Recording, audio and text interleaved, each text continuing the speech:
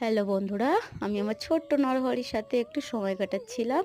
তো এর নাম নরহরি দিয়েছি কারণ একটা গল্প আছে, আর সেখানে একটা ছাগল বাচ্চা ছিল।